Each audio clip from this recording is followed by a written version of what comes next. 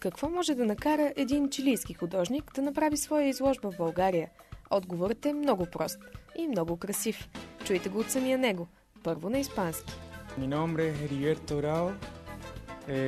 Llegué a Bulgaria porque mi novia es búlgara.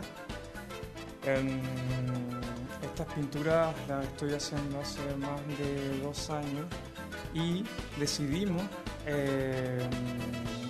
inaugurar acá la muestra. O sea, esta muestra no se ha hecho aún.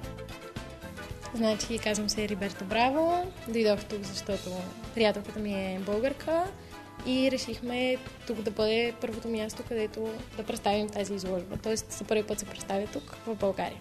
Приятелката сте вие, всъщност. Това съм аз. Ирина се казва. Научих, че вие сте самоук художник. Разкажете ми за това как започнахте и решихте сам да търсите пътя си. Така е, не съм учил изобразително изкуство. Завършил съм графичен дизайн в една от академиите в Сантяго де Чили. Още от малък се интересувам. От дете рисувам сам. Ето, например, тази картина разказва за детството ми, за всичките мечти и сънища, които по някакъв начин исках да реализирам. И започнах да го правя чрез изобразителното изкуство. Аз съм роден в Сантяго, но като малък родителите ми заминаха за Рика, в северната част на Чили, град на брега на океана. И всъщност това малко дете с лодчицата е като детските ми години, които се качват в една лодчица и отплуват към бъдещето, към възрастния човек. Това е един вид мой автопортрет. Той представя моите мечти, които запазих в живота си, дори като възрастен човек.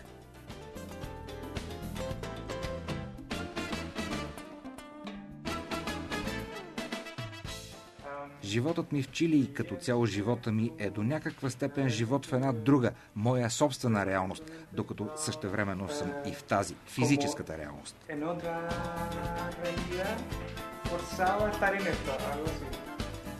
По какво се различават те двете?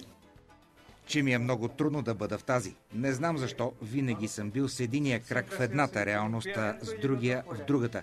И винаги ми е било по-приятно да бъда в другата, тази моята.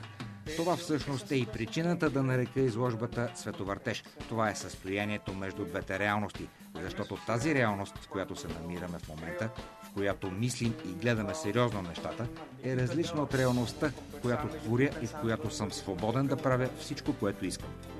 Ето ви един пример. Всеки път, когато ме попитат как ми се струва София, аз им казвам, че я намирам за много романтичен град и всички ме гледат странно. Обаче в моята реалност, през моя поглед, тя е много романтична. А те не ми вярват. Какво ви харесва тук? Харесват ми трамваите, планината, архитектурата, жените. Всъщност много ми харесват хората и е интересно, че аз въобще не говоря български, но понякога разбирам какво си говорите на български, защото начинът, по който си говорите и характерът ви са много близки до тези на чилийците.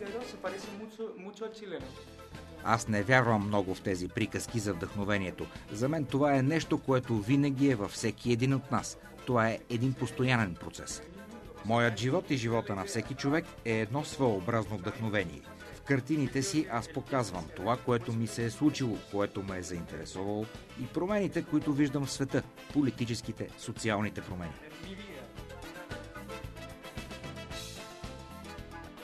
В картините си Риберто Браво като че ли винаги преплита двете реалности, в които вярва.